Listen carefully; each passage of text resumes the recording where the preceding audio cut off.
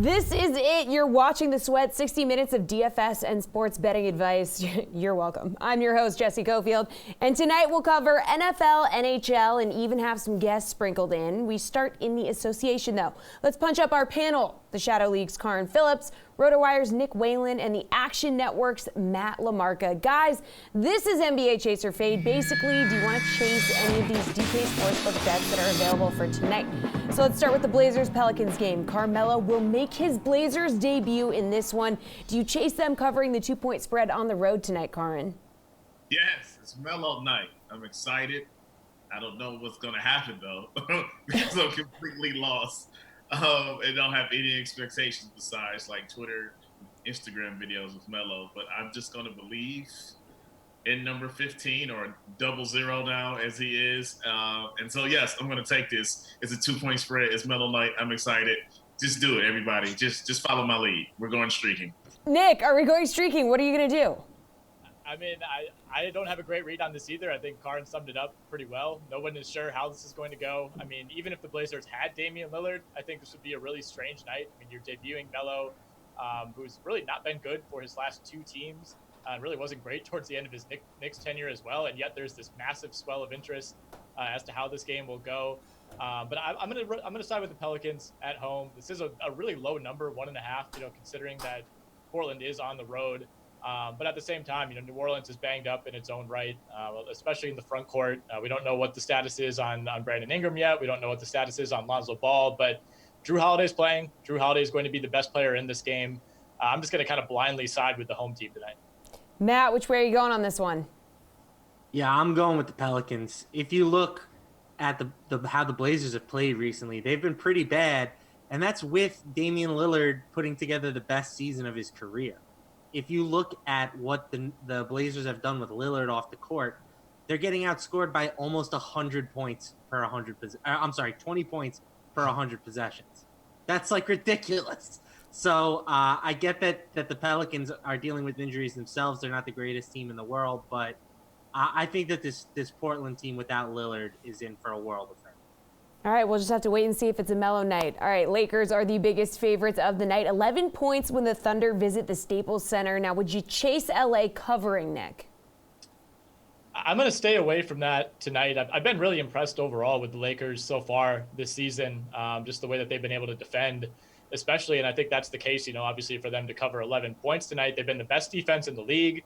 I think they first got that designation, 4 or 5 games in, it kind of seemed like maybe just an early season kind of blip. And, we haven't seen LeBron play defense in 6 or 7 years, but it does really seem like he's invested. It seems like their big men are invested. Getting Rondo back in some ways helps on the defensive end as well. But at the same time, I think both of these teams are relatively slow paced, especially OKC. Neither of these teams have great offenses. The Lakers really have won with defense, and they haven't really blown a ton of teams out. They've had a few blowouts against really bad teams, but for the most part, it's kind of been, mid 2000s, grinded out, defensive basketball. And I think they win this game, but I think they're going to do it by fewer than 11 points. Matt, are you going to chase LA covering? 11 feels like too many to me. The Thunder are frisky. They may not have a great record, but they play hard with Chris Paul and Shai Gilgeous-Alexander. They took the Clippers right down to the wire yesterday. Now, granted, that was without Kawhi Leonard, but, the Clippers still have more talent, even without Kawhi Leonard, than the Thunder have. So I think 11 points is too many. Nick mentioned the Lakers have had some offensive concerns this year. The mesh between Davis and LeBron doesn't seem to be, working at the level that we all thought it would. At least from like a fantasy perspective, those guys have really struggled to coexist. So I think that I need to see more from the Lakers before I'm ready to make them, an 11-point favorite over the Thunder. Karin, 11 points, too much for you too? Yeah, we're going to make this a clean sweep. And it's not that, you can't beat OKC or that they don't lose games. It's just that if you look at their game results so far this season, you just don't beat them by 11 or 12 points that much. So, yeah, I'm going with everybody else on this one. All right, well, the Warriors have been losing by an average of 10 points per game. They're 6-point underdogs when they face Memphis tonight. Matt, would you chase the Grizz covering that spread? I'm going to fade the Grizzlies here. I mean, listen, the Warriors stink. They have fallen so far from the team that played in 4 straight NBA finals, but like when you look at the talent that they have, it's understandable. But still, it's not like the Grizzlies are world beaters, and right now they're getting 74% of the money, of the bets, 81% of the money. Like, this is the highest bet team tonight, and I just don't think I'm ready to back Memphis as such a public team. Like, I could see Golden State, even though they stink, they could put together enough to cover this spread. So I'll side with the Warriors, but would it shock me if they get blown out by 20 plus once again? No, it would not. Karin, which way you leaning? I'm going with the Grizzlies because I'm going to start treating the Golden State Warriors like they're the new version of the Clippers. It's like expect a W when you play against them. And I'm taking that just strictly because, Matt feels like he can name Dame Lillard having one of the best seasons of his career, 10 games into the season. And I can't say that. LeBron haven't figured it out yet this early, and we got 60 games left. I'm going to start my own thing, and I'm going to say that, like, the Warriors are the new worst franchise in the league. That's what I'm going to. Hold on. I did not say that they would never figure it out. I just said that they haven't really figured it out yet.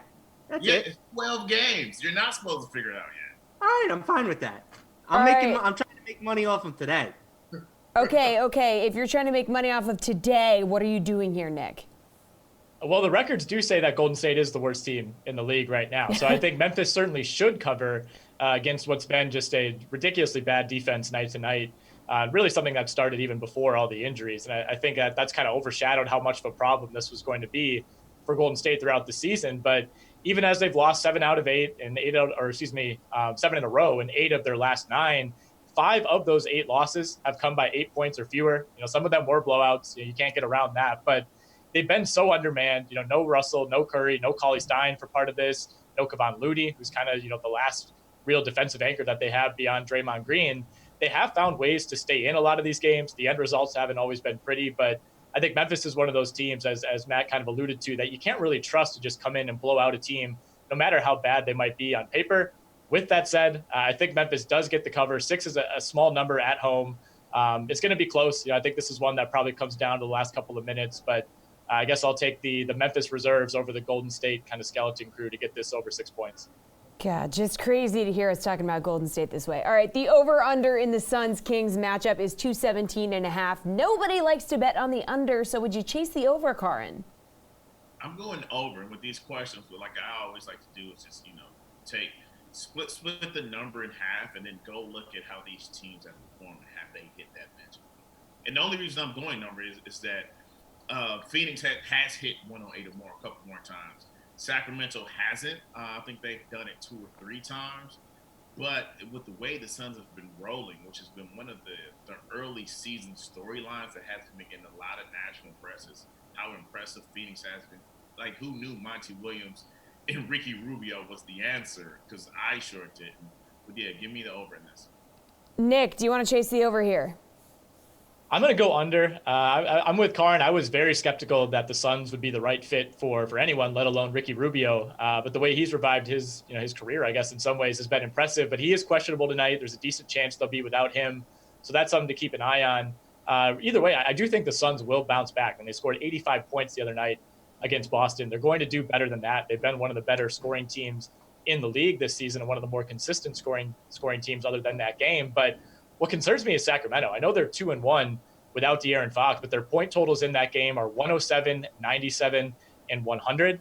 Some of those games came against good defenses, but I think without De'Aaron Fox, without Marvin Bagley as well, who's been out since opening night, this is a team that's second last in the league in pace. They're slowing it down. They're a bottom 10 offense as well. I think this could end up being a close game, but I just don't trust Sacramento, to end up getting that point total into the low 110s to get this where you feel comfortable about taking the over. Matt, over or under? Under. Nick mentioned the pace, right? They're second slowest team in the league. If you look at them specifically with De'Aaron Fox off the court this season, they're averaging 5 fewer possessions than they do with him on the court. So they go from being slow to like snail-like pace. And I think that makes sense considering how, young and electric Fox is, that they would play slower with him off the court. So I just think that this is going to be a game without a ton of possessions. With that in mind, I will take the under. All right, good stuff, guys. Football is on the way after we check in with the Panel B podcast. Watching that game was amazing. Like, they never had a shot. Like, Kyle Allen turned into a puddle. The Falcons' defense is all of a sudden competent. Like, Dan Quinn's like, oh, yep, I figured it out. No problem. This is all I had to do. He just really needed the pressure on him. The seat needed to be at its hottest. And he's like, all right, I'll start coaching.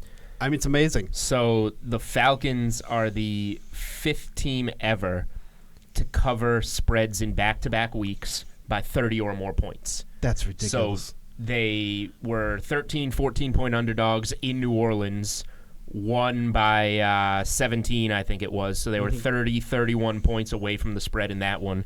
They were another 30 points away from the spread, beat the spread by more than 30 in Carolina. So they do it both on the road. They're the only team of those 5 teams to be under 500 and cover consecutive spreads by 30 or more points. And the worst part is, there's an establishment in the area, a gambling establishment.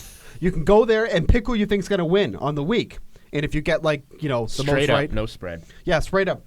I picked every game correctly except the stupid Panthers game. Wow. I have a list.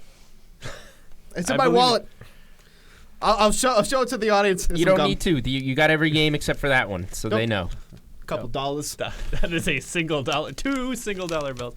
Look at this. Look at all the check marks. I was keeping track. They're all checked. And look. X. Carolina. X. X. Oh, well. You know what the most fun part about, well, there's many fun parts about this. The Falcons are now 4-point home favorites against Tampa Bay. Forget it. No. Are we? See, this is what the trap is now, because now everybody's going to be on the Falcons. But my other pick. Jameis can't throw 4 interceptions again, right? I don't know. He very well could. I think he can. We are back here on The Sweat. DraftKings contributors Jeff Ulrich, Reed Fowler, and Gary Thorne are here for NFL price check. So, do you agree with some of DraftKings' most interesting price changes for Week 12? All right, Matt Ryan's price jumped $500 this week, making him the second most expensive quarterback at $6,700. Jeff, is he going to be worth it against the Bucs this week? Yeah. I mean, look, pretty much every quarterback is worth it against the Bucs right now. So, Matt Ryan, despite the woes of the Atlanta Falcons this year, has actually played quite well. It's not really, you can't really put this on Matt Ryan, I guess is what I'm trying to say. We saw Drew Brees come back, just absolutely light up the Tampa Bay Buccaneers in limited action last week. And you have Matt Ryan playing on like kind of a so-so Atlanta team, obviously, but his price isn't really that egregious. I mean, it's $6,700. It's not even in the 7K. For cash games, I'm just not sure why you would go down any further than Matt Ryan on DFS this week. Yes, for tournaments, there are players cheaper who I think have similar upside who could get there. But when you look at the floor, the opponent, Tampa Bay obviously just getting shelled through the air week after week. I have no problem starting cash games with Matt Ryan. And quite frankly, I'm not sure why you'd look anywhere else at this point. Reed, is Matty Ice going to be worth it? Yeah, Jeff, made a lot of good points in terms of what Matt Ryan has done, and that was the silver lining with Atlanta, was that Matt Ryan on this bad team, this bad defensive team, and sort of this team that stalled on the offensive side. Matt Ryan was performing early on this season, and now we're seeing Atlanta's defense playing a lot better, and so that doesn't scare me, but it kind of it gives you pause a little bit in terms of where the price tag is. It's not that high. It's not egregious where you're saying, well, now he's above 7K and you can't play him. But for GPPs, guys that I'm looking at, Carson Wentz, he had a bad game against the Patriots. Most quarterbacks do.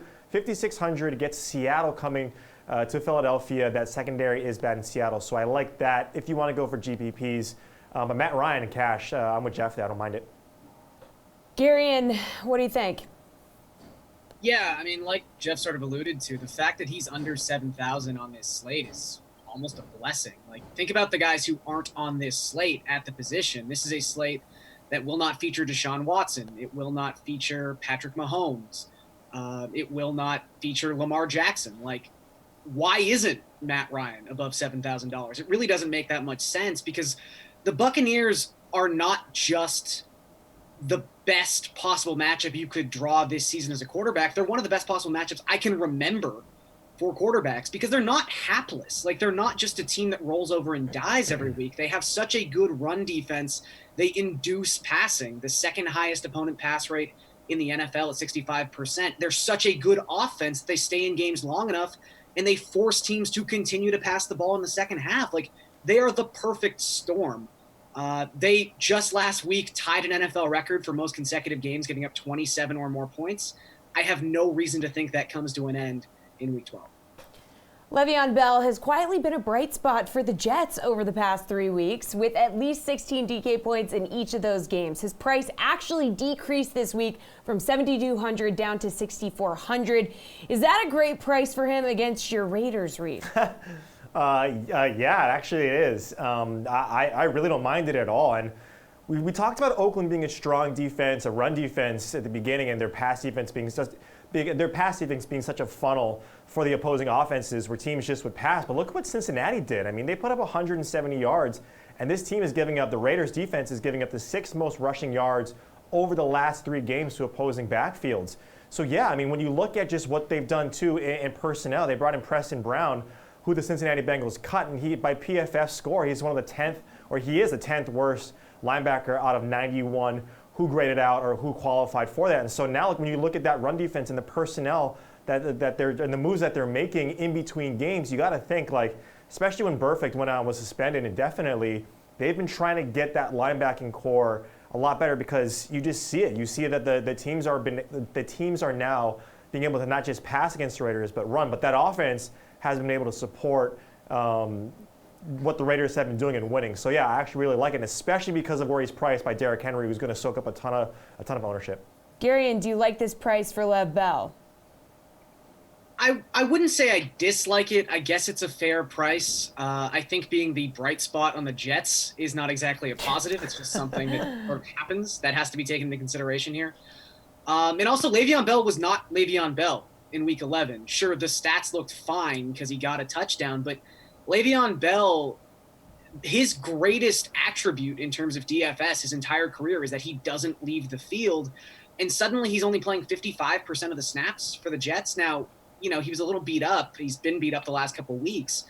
But if that's something that's the beginning of a trend, even if we see Le'Veon just at like 70% of the snaps going forward, that's a massive problem playing for a Jets team that just doesn't ever have a high scoring expectancy. And yes, you can run on the Raiders, but as we've seen time and time again, you're still just better served passing against the Raiders. And Sam Darnold threw 4 touchdowns last week. The Raiders have given up 77% of their touchdowns through the air. It's the 3rd highest rate in the NFL. We're still in a spot where if Le'Veon doesn't score, he's worthless. And that's never that great a proposition at $6,000. Jeff, how do you feel about Lev Bell at this price? Yeah, I mean, it's nice to get the price decrease. And look, he's kind of, again, we're kind of grading the Raiders based on what they did earlier in the season when they had a good run defense. And it's really kind of gotten shelled the last couple weeks. So that's nice. Garion's right about the snap count. I'd really like some injury clarity on Le'Veon Bell. If he's questionable for a couple practices again, I would definitely downgrade him in my books. I think at this price range, he's very interesting to me, but because the Jets offense has looked good in spots, and it's nice that at least he got the goal line carry. So that's good. I think he's obviously not a must play by any means. If you get good injury news on Le'Veon Bell later in the week, I think at $6,400, he's going to be a real interesting GPP play. John Brown was the #1 fantasy player last week with 38 DK points. His price jumped a little, to be expected, up $300 to $6,700 against Denver. But is that too much money for a guy going against that Denver defense, Garion? I think so. Look, Brown was fantastic. He's got 25 targets the last 2 weeks. You can't just ignore that. But at the same time, Denver is not Miami. Denver, you know, they did get burned by Stephon Diggs last week in the second half. Chris Harris Jr. Still, though, for the season as a whole, has been a pretty good cornerback, especially when asked to shadow a receiver, which he's going to be asked to do again this week against John Brown. Really, the problem here is that his salary just keeps rising. It was up at its highest point last week at $6,400, and Brown, sort of in a weird way, because he used to just be a GPP archetype, he's now like a 50-50 guy. He's someone who's gotten 50 receiving yards every single game this season. He's one of 2 wide receivers who's actually done that, but as his price keeps getting closer to 7,000, it's harder and harder to justify using him as a cash play. So he's in this weird no man's land. Denver really doesn't induce all that many targets towards wide receivers, just 52% target rate for the year. It's the second lowest in football. I was out on him last week and I was wrong, but I'm going to stay out on him this week. Jeff, what are you doing here? Yeah, I mean, he's come to the point, averaging 11 targets over his last 3 games, where he can definitely pay off this salary every week now. The thing is, I mean, you have to look at it in the slate as a whole, obviously. I mean, the matchup's terrible. Denver is really good at limiting, big plays, essentially. They got burned on one last week in the second half, but other than that, I mean, they're a top 10 team in terms of yard per play. I mean, they're exact opposite of Miami. They have a solid pass rush, which has really picked up the last half of the season. I think they're going to cause problems for Josh Allen. So when you look at it from that perspective, there's guys in this range. Odell Beckham's only 7K, going up against the same Miami defense that John Brown went off last week. DJ Chark has a fantastic matchup.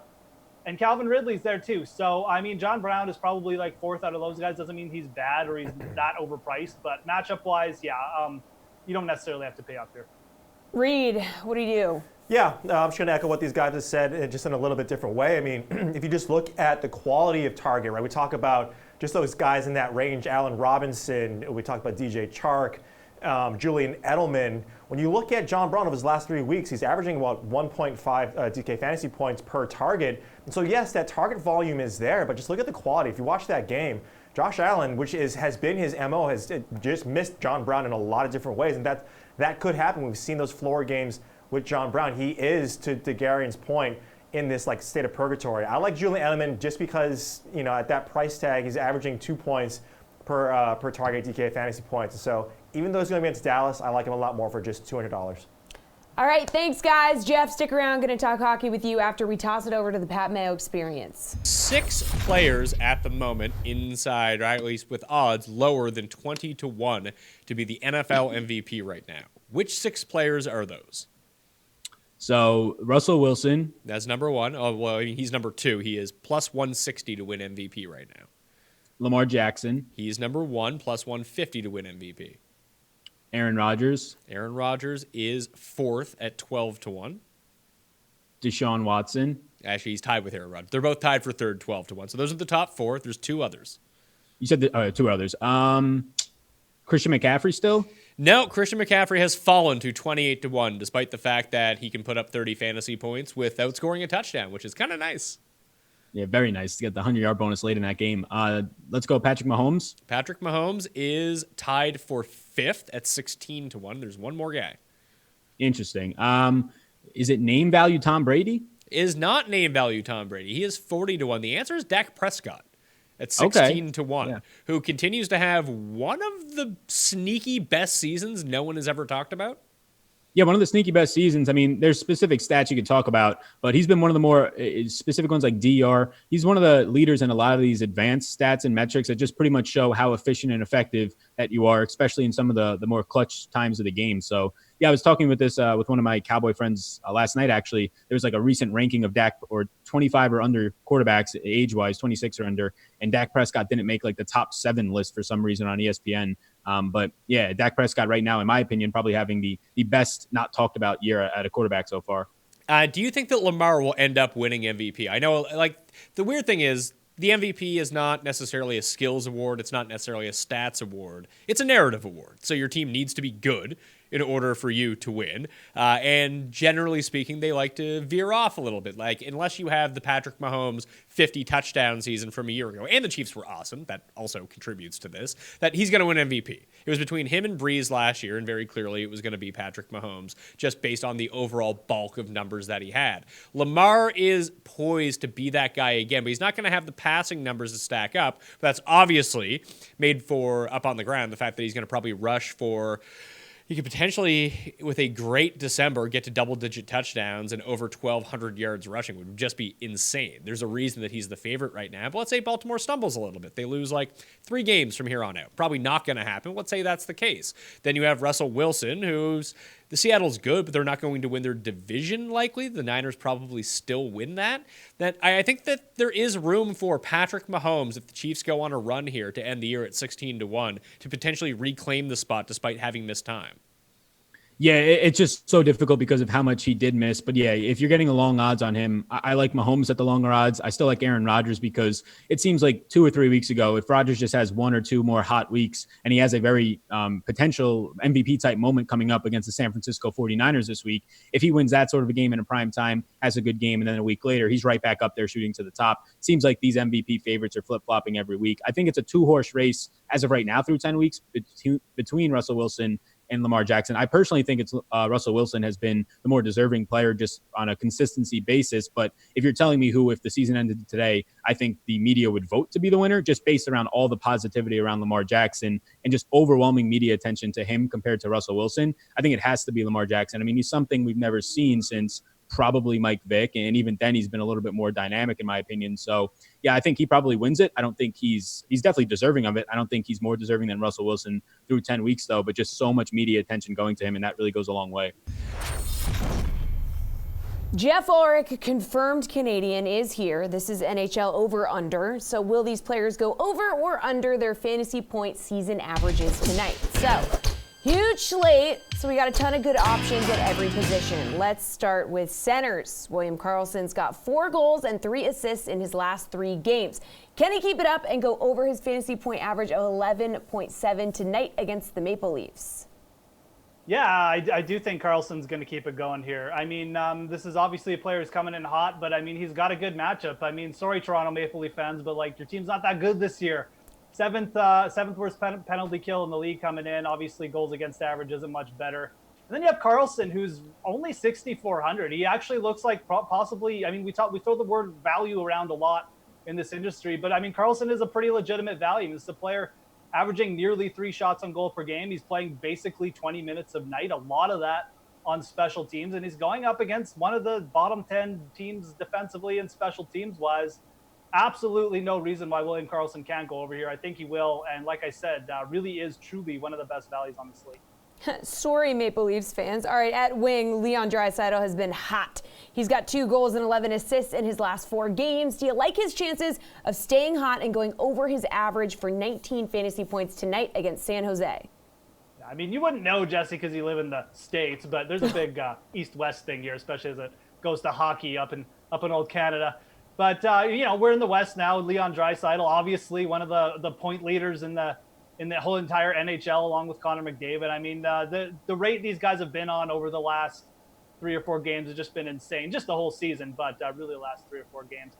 It's an interesting matchup. I mean, this is basically one of the highest over-unders on the slate. I mean, you have a 6.5 total that wants to push almost to 7. But you have a Sharks team who's actually got the best penalty kill in the league. So, power play wise, this might be like diffused a little bit with Draisaitl and McDavid, although I'm not sure if he can ever truly shut them down. On this big a slate, it's probably not necessary to pay up for Leon Draisaitl.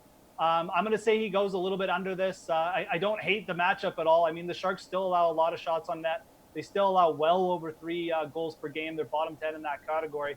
Not a solid goaltending. I could definitely see the others scoring 3 or 4 times, but I'm going to still take under. I just feel like on this big a slate, you can pay up for elite studs that are under 8K. All right, Roman Jossi's had at least 24 DK points in back-to-back games, bringing his average up to 15.4 points per game. Do you like the over or the under for him against the Jets? Yeah, this one's a little bit interesting. I mean, the Jets, I'm going to go under, just based on the fact that the Jets goalie has been playing pretty well recently. And obviously, Roman Josi is good. He produces in all the categories, which is definitely what you like. But at the same time, he's a defenseman. He's not going to score goals every night. So the Jets' power play, penalty kill, I should say, has gotten a little bit better over their last few games at the start of the year. It's still 5th worst in the league. But I just feel like there's a spot. Hellback's playing well. Josie's probably due for a little bit of regression. I'm going to go under here. Again, it's such a big slate. I'm just not sure if you need to pay up for Roman Josi either. So I guess since I'm fading him, I'll give you a couple different plays. I mean, I think Keith Yandel is really interesting, but also on Dallas, Miro Heiskanen, probably one of my favorite plays on defense. He's been bumped into the main power play role. So there's better value on defense again, such a big slate. All right, well, Carey Price should be in a good spot tonight against the lowly Blue Jackets. Is he going to go over or under 16 DK points tonight? Yeah, I really like riding Carey Price when he's in this form. I mentioned him on the show like a few shows ago. when he was going up against, I think it was Washington, and he came through for us that night. But he's won 3 in a row now, well over 9.2 save percentage in each of his last 3 games. And it's a pretty cake matchup. I mean, Columbus obviously does not have a higher-powered offense. They kind of lost all their skilled players over the offseason, and they've done nothing since the season has started to scare us off them at all. So this is a good matchup. Montreal are road favorites here. It almost seems a little bit too good to be true. The only thing that bugs me about Price really is the price. He's 8,200. So if you're going to pay up for Carey Price, you've got to cut corners at other spots. The good news is it's a big slate, so you can do it. He'd definitely be on my list of cash game goalies. I know he's not the biggest favorite, but he's playing so well. I just feel like with Carey Price, you want to ride the form. All right, great advice. Thanks, Jeff. One more go around with our NBA panel right after this dose of the Tour Junkies. Let's leave the people, because we don't have our DK Sportsbook out right now. We don't have odds out right now, but let's leave the people with some 6,000 priced guys on DraftKings that we're willing to take a stab at. I'll go as low right now. Now this could change. You know, we'll be on the grounds Tuesday and Wednesday, like we said. We could run across a few players that we might like here. So you're gonna want to watch us on social media. But right now at 6,400, I'm interested in Scott Brown, who's very familiar with this golf course, very comfortable on this golf course. A couple good showings here in the last 5 years. Loves golf courses where accuracy matters and you got to hit it. You got to hit it in the fairway. So I'm interested in Scott Brown. I like Jason Duffner this week. Now you're going to see a withdrawal from him at the Mayakoba last week, but it's not an injury, okay? Mayakoba was washed out on Thursday. He's sitting there knowing they probably weren't going to play any golf on Thursday, knowing that they were going to have a long weekend. He's an Auburn boy, big-time Auburn guy, and down here where we're from, college football is a big deal. He withdrew to go to the Georgia-Auburn game. That's what he did, which sucks for him. Go Dogs. He lost. But that's why he withdrew. He's a very accurate player. Tee to green, very accurate. This should be a course that suits him very well. I like Jason Duffner at 6,600. He's another guy I'm kind of looking at. Aside from that, I like Henrik Norlander at 6,900. He is almost won this event a couple years ago. He's back on tour for the second time around, graduating from the Korn Ferry last year. Really tremendous ball striker. This is a great place for him. Played well last week, too. So those are 3 guys in the 6K I kind of like. Well, 2 guys I'm going to say is Luke List at 6,900. I think he's a great play. And then also Stuart Sink, who has Austin Cook's former caddy, Kip Henley, on the bag. Austin Cook won this tournament 2 years ago. And you get Stuart Sink. He's an old guy. I think this is a tournament where old guys can win. Mm-hmm. Old guys, not necessarily win. They can compete. But they can go out. They can outpace their value. I guess you could say. So I like some Stuart Sink at 6,800. He's got a good history here as well. He's been in actually decent recent form. Checks a box on strokes gained approach. Great putter on Bermuda greens. And so there you go. That's all I got. Our basketball panel is back. The Shadow League's Karin Phillips, RotoWire's Nick Whalen, and the Action Network's Matt LaMarca. Guys, time for a little NBA hot or not. So do you think these players will exceed expectations tonight or not? Let's start with Carmelo Anthony. Now, we were originally saying he might not get a ton of minutes, and he still might not, but we do know that he's starting, and he's just 3,900, so not going to take much to get a return on investment here. So would you say he can give you a flame on your DK app tonight, Karin? I know you think it's a Melo night. Yeah, like it's even better now he's started. Listen, Melo's cheap. Like you can't lose in this because there's no barometer to compare this to. Just look, off the tip, give it to Melo, let him chuck it from 30, and let's go from there. Like, just 30 mid-post ISOs for Melo all night. Let's just let him fry. I mean, Nick, what do you think? I don't know that the Blazers' offense, I should say, will be a whole lot different from that, based on who they're missing and what we've seen from Melo. But I'm not putting him in my lineup tonight. I know 3,900 is not much to ask, but Terry Stott said earlier, Melo's looking at around 20 minutes. That seems like the cap. I mean, I guess maybe if he really has it going, they leave him out there and just kind of see how it goes. But I think it's kind of easy to forget that the last 2 stops we've seen Melo in OKC and Houston, he's been just a bad player. I mean, there's a reason that, he kind of left Oklahoma City and a reason that he was basically asked to leave Houston, they gave him some opportunity, maybe not the level of opportunity that he'll have tonight with no Damian Lillard, but he just hasn't been a productive player. He hasn't been an efficient player. I don't know what reason we have to think that suddenly we're going to see the Melo from 2012 all of a sudden come back to us as we near the end of 2019. I mean, Matt, could we see 2012 Melo out there? Oh, boy, I really hope not. I think it would be hysterical if this guy gets run from the league, basically has to beg to get back on an NBA roster, and then he comes right back in and does all the same stuff that got him, essentially kicked out of the league in the first place. Like, if the first time he touches the ball, he holds it for 15 seconds and is just operating in the mid-post, I just think that's going to be a bad look for his long-term outlook in Portland. So I think he's going to be on his best behavior tonight. I think he's going to look to just be sort of a cog in the offense as opposed to have the offense function around him. And I think that means we're not looking at the same type of offensive output that we have seen from Melo in the past. So even at 3,900, even without Damian Lillard, I think that this is a stay away. Jay Morant's having a very solid start to his NBA career. Will he go off against the terrible Warriors tonight, Nick? I mean, we talked about how bad they are. I guess it depends what we consider going off, but I think he has a very good chance to play well against the worst defense in the league. I will say I personally took the over on, I think it was 27.5 combined points, rebounds, and assists for Morant, which I found, of course, on the fantastic DraftKings Sportsbook.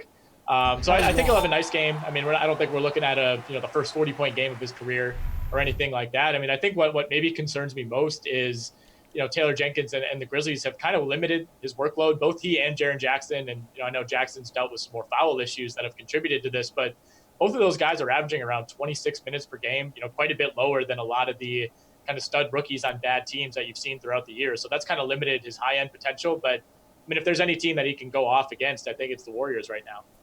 Matt, could he go off against the Warriors? Yeah, I like him, but I don't love him. I'm in sort of agreement with Nick here. Like, 6,700, can he get us like 35 to 40 DraftKings points? I think that's possible, but I think that's about where his ceiling is capped right now. Like, he's only playing on a good night, he sees 30 minutes. And if this game gets out of hand one way or the other, he could see as few as 20. So there's definitely risk with him, and I don't see a ton of upside for his salary. But I do think for sure he has the ability. Like, he's been very good when on the floor this year, averaging 1.15 DraftKings points per minute or in that vicinity. So he's productive with his playing time, and it's a great matchup. But the minute ceiling sort of caps his upside, and even in a great matchup. Karan, will Ja Morant go off tonight? I'm in like a perfect agreement with Matt here. Like, I like it. I don't necessarily love it. It's more like a flirtatious lust for me at this point. But like the thing, I just like, it's the Warriors. As the writer columnist, I just think it's so poetic, and I don't think enough people are realizing the way that this has like turning out for Golden State. Like, and I'm not saying this to be a Golden State hater, because like I love watching that team play basketball when they're fully healthy. But the fact that this team is crippling because of injuries and because they left Oakland to go to ritzy San Francisco, when Oakland and beating a team that was crippled and injured is how they became hot and famous and sexy and went on this winning streak, it just makes total perfect sense. So to watch this star that took off in a flash fall out the sky in the same manner, it's just been very entertaining for me. So yes, take Ja Morant tonight. Love that. All right, Buddy Hield had a huge game on Sunday against Boston. 57 fantasy points. Matt, can he be hot for a second game in a row when he faces the Suns tonight? I'm going to fade him at 7,500. I think it's just a little bit expensive for him. Phoenix has actually been better than you realize this season defensively. We already talked about how slow this team is going to play without De'Aaron Fox, and how slow, this game should potentially be. I think that he certainly has upside, but his per minute fantasy scoring this season is down a little bit. He's right at 1 DraftKings points per minute. So even if we give him a few extra minutes with Fox out of the lineup, I don't necessarily know if he's going to be able to pay off an elevated price tag. Karan, what do you think? I don't like the price either, but like, who else is going to do it for Sacramento? Like, he's going to have to. If you got Fox out, Bagley's been banged up, Giles has been banged up, and the Kings gave you all this money. Like, this is why they pay you all this money, for you to show up on nights like this and get 57 fantasy points. But Sacramento has been very weird to me this season. They kind of remind me of New Orleans. These two young teams that have all this young talent, but everyone's been hurt all year. Somebody get some sports doctors to Sacramento's New Orleans, because I don't trust their training staffs at all. All right, Nick, what do you think? I would go as far as to say I'm lusting after Buddy Hield tonight. Yeah. I think he can. I think he can keep it going. The Kings are 2-1 without De'Aaron Fox, and a big part of that has been not only Bogdan Bogdanovic stepping up, but Buddy Hield, kind of becoming the number one guy almost by default for this team. He's averaging 25 a game, taking 12 threes per game since De'Aaron Fox went down. He's averaging close to 38 minutes over those 3 games. His usage rate is just under 30% without De'Aaron Fox in the lineup. He's their number one guy this season. I agree with Matt that Phoenix, I think it's going to take a while. It might take a number of years even for the stink of, their kind of futility to kind of wash off. I mean, you think of the Suns and think, oh, that's a defense to target. That's just been an automatic these last 4 or 5 years. But even though that's not the case anymore, I think I have to side with Buddy Hield tonight. I know it's a little bit expensive at $7,500, but the Kings are basically down to 2 offensive options, and he's the better of those 2. All right, running out of time, so need quick answers for this last one. Shai Gilgeous-Alexander's play has been all over the place so far this season. Is he in line for a good game tonight against the Lakers, Karin? No. Erratic year from Shai, but I expected it. But too much perimeter defense in LA. They're too long and lengthy and experienced, so no on Shai tonight. Nick, what do you think? Same here. I think he struggles again tonight. He struggled in 2 of his last 3, only has 3 assists total over his last 3 games. I mean, the Lakers' individual perimeter defenders, maybe you don't love, but as a team, they've gotten it done even without Avery Bradley these last few games. I think they locked down SGA again tonight. Matt, what do you think? Fine. Love SGA. He was $7K last week. He's $6,100 now. Great time to buy low after, some inconsistent performances. All right, thanks, guys. You're free to go. Our NFL panel is back right after we hear Christian Fauria's take on the Pats. All right, in studio now, we got a 2-time Super Bowl champion with the Patriots, a man who's caught 13 touchdowns from Tom Brady. That used to be a lot. It's not anymore. It used to be a lot. I don't know, depending on who you ask. Still pretty good. And a man who talks for 4 hours a day on WEEI here in Boston, Christian Fauria. Good to have you here, bud. Yeah, man, it's great to be here. My second time. So really? I feel like I'm like a vet now. Let's go. Must be why no one's here supporting you in the studio. That's okay, though. Hey, let's talk about this past weekend, Patriots against the Eagles. I mean, what were some of the positives from this win in your eyes? It was a gutsy, kind of grinded out game. Yeah, I feel like there's 4 aspects of every game. So there's offense, there's defense, there's special teams, and there's coaching. I would say that they won 3 out of the 4. I mean, you could say they actually won 4 out of 4, but I give the Philadelphia Eagles credit because they had that 95-yard drive. The Patriots had to resort to a double pass by Julian Edelman to actually get a touchdown. But we found out, one, I think after the defense got gashed by Baltimore, I think a lot of people were sitting there going, wow, the boogeyman finally met their match. Another bully came onto the scene and scared them off. But I think that was an outlier. I think they played that game again. It's a completely different outcome, or at least it's a little bit more competitive. The defense is special still. I think that's a good defense. I mean, that's good offense. You beat them on the road in a crazy environment. They had 2 weeks to prep. You had 2 weeks to prep. Other than that 49 first play of the game where it was a pass interference penalty that gave them 3 points, they had the one long drive. That was it. After that, punt, punt, punt, punt, punt. So defense is awesome. Special teams, they got a good young punter. There's a lot of talk about this guy. Bill is like psychotic when it comes to special teams. It's such, especially punters. Yes, he does. Because even that guy Heckler or whatever, the guy from the Rams, he was in love with him. Nick Folk kicked well, so maybe that issue is kind of stabilized a little bit. But offensively, Brady said it about 3 or 4 weeks ago. He said it yesterday when he was on our morning show where, you know what, they're just a defense and special teams team. They don't have an offense yet. They have no identity. They can't run. They can't throw. They don't know what they are. You mentioned it. Tom Brady expressing his frustration a little bit on WEEI on Monday morning. What concerns do you have about that? So I've been thinking about that a lot now. Okay, so today I feel like a lot of the responsibility, I feel like he's taken on the biggest burden. He seems really just bummed out. And I think it's because he knows he can do better. I think a lot of people looking at the offensive line, obvious. The running game, obvious. Receivers, obvious. These are all situations and circumstances that he has been in multiple times. I remember talking to him about it years and years ago when the guys like Zach Sudfeld and Kimbrel Tompkins and Josh Boyce and Aaron Dobson were part of the receiving corps. And like, how do you relate to these guys? Well, they figured it out.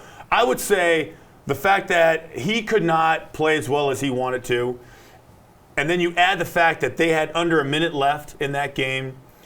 And they had 3 opportunities to get a first down. That's all they need to do is get a first down. They get a first down, the game is over. Yes, Philly had 3 timeouts, but they can't get 10 yards in 3 tries. I know I'm going to run it. You know I'm going to run it. You can't get it. So they get 8 yards. They have to punt, and they have to walk off the field with their heads down. I would say in a shameful manner because they put their defense back onto the field after they had basically clocked out. Guys, we did our job. We're clocking out, get a first down, let's pack it up and go home. They can't do it. That is a gotta-have-it mentality that, unfortunately, they don't have right now. And it's not even close.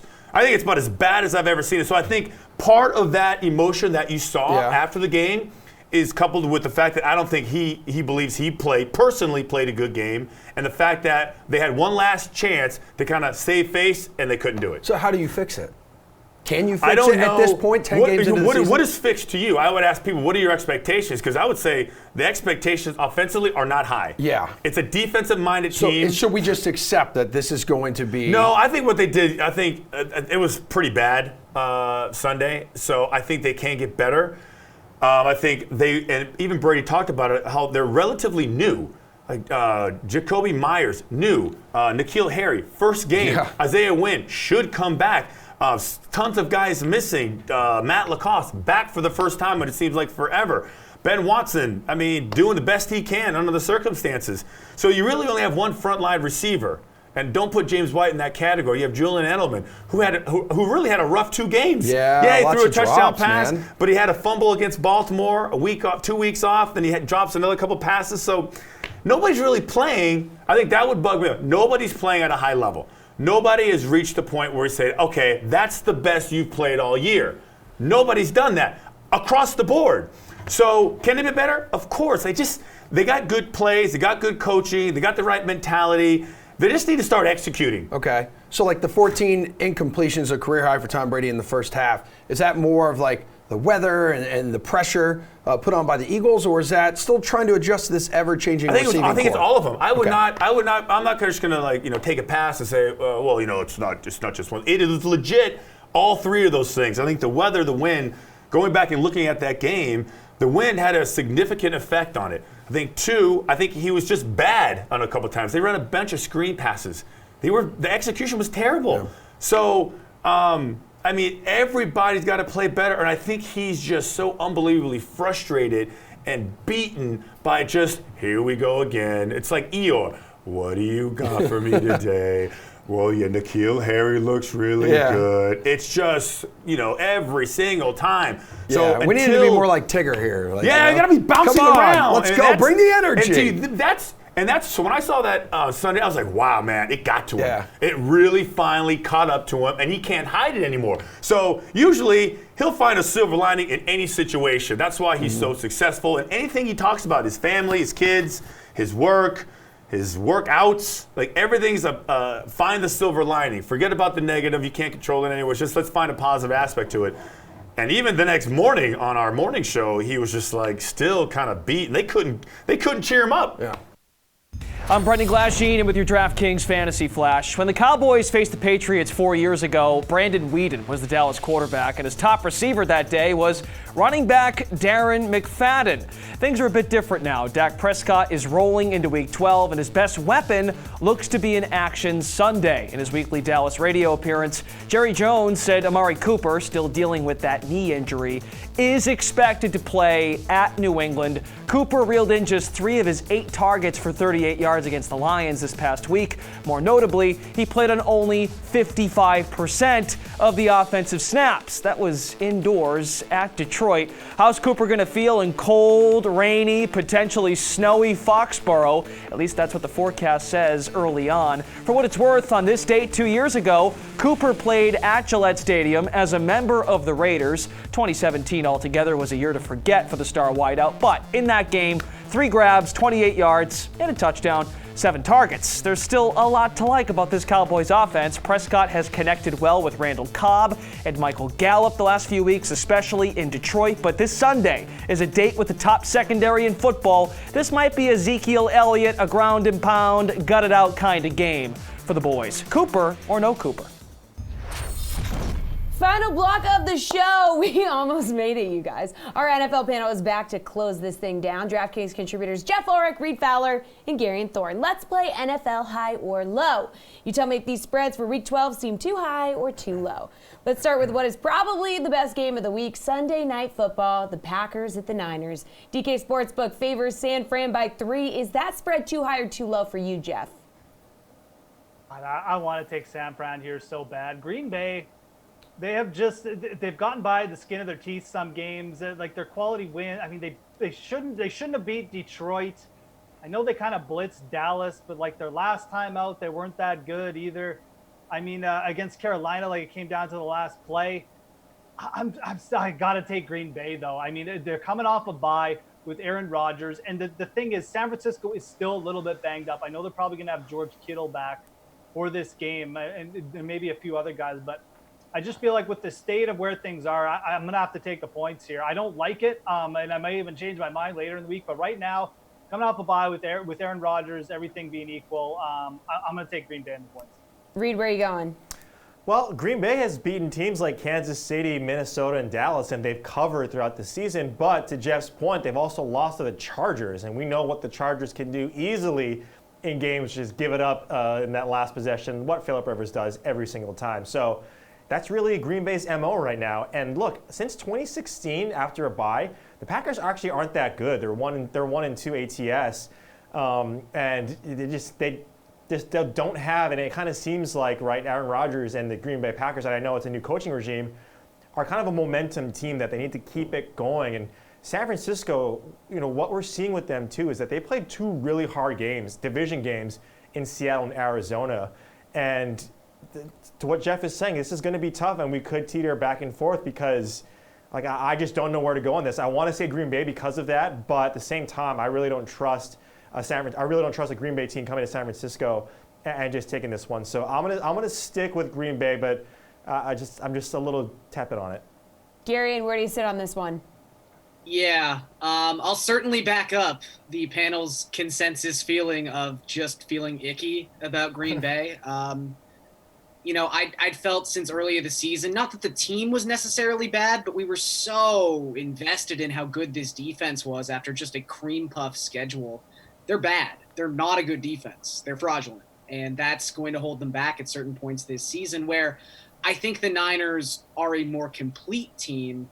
Now, that being said, for all the close wins that the Packers have pulled out, they are 5-0 ATS their last 5 games against a winning team. San Francisco's 0-3 ATS their past 3 games. And you look at Jimmy Garoppolo, like if we just want to play the old-fashioned who has the better quarterback game, I mean, one of these teams is Aaron Rodgers.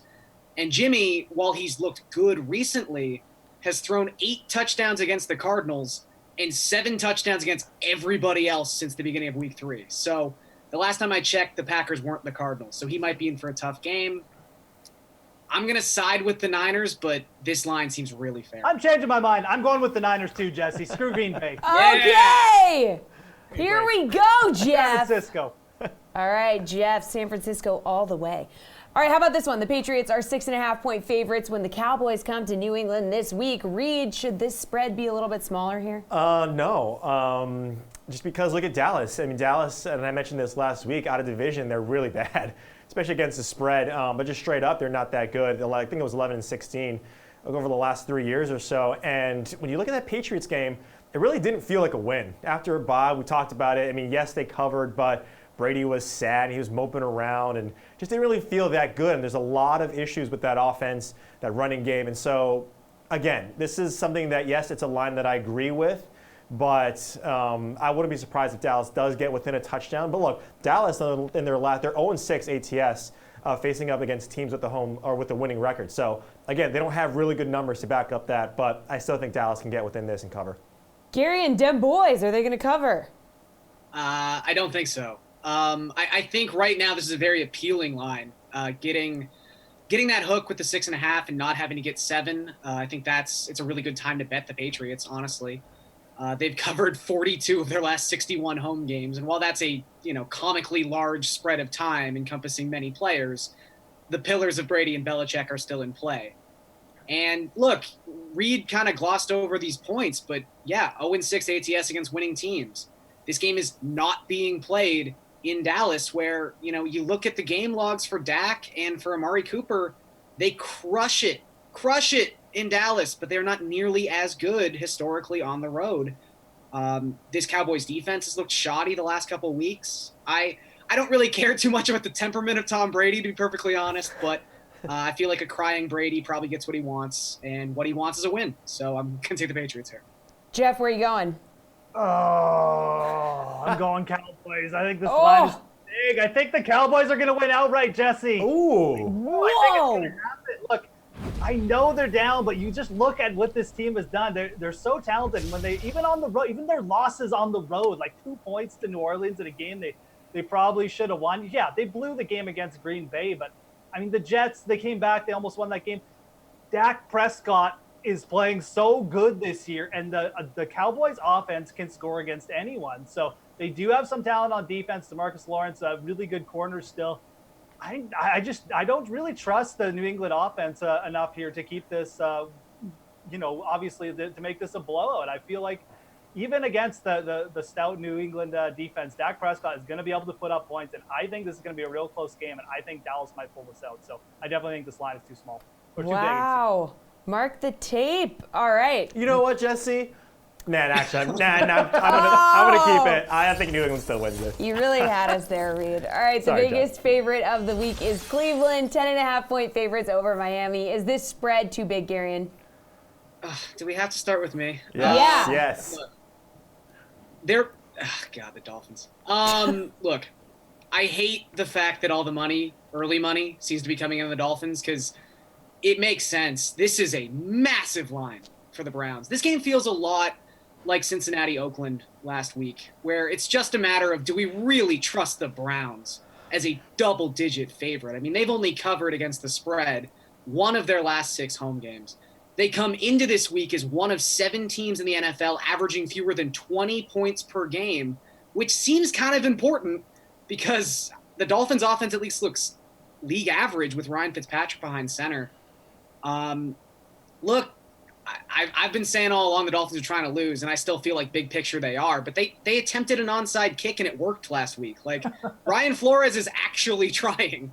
And I think actually trying is enough against the Browns team that has just been so underwhelming this season. This line might move if the money keeps coming in the Dolphins like this. That's something to watch for. But at 10.5, I have no interest in the Browns. Jeff, what do you think? Oh, I am on the complete opposite of Gary. And again, I think this line is way too small. Look, the Browns just beat Pittsburgh. They just beat them up. They not only did they cover, but I mean they beat them by 2 touchdowns. Baker Mayfield hasn't thrown an interception his last 3 games. He's playing better. Odell Beckham against the Miami secondary. I think Odell's going to score multiple touchdowns in this game. Look what Josh Allen and John Brown did against this team last week.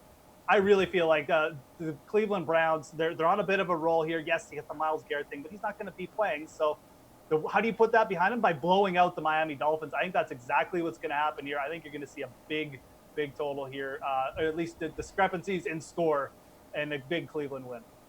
Reed, what do you think? I see what you did there, Jeff, with beating up on the Steelers there. Look, I'm kind of with Gary in here that how can you really trust the Browns at all? You can kind of trust the Dolphins covering the spread. They've done it for their 5-1 ATS over their last 6, and it goes down to coaching staff when we have a question like this too, where Brian Flores has got these guys playing, and for whatever reason they're freer and they're playing with some sort of purpose. We don't know why, but I just can't trust. I mean, OBJ, we've said this time and time again, he's in a great matchup, but I just can't trust the Browns as double-digit favorites. All right, guys, that's going to do it. Good stuff. This has been The Sweat. I'm Jessie Coffield. This show will be back tomorrow at 6 p.m. Be sure to tune in, Twitter, Facebook, YouTube, wherever you watch us. We will see you tomorrow at 6.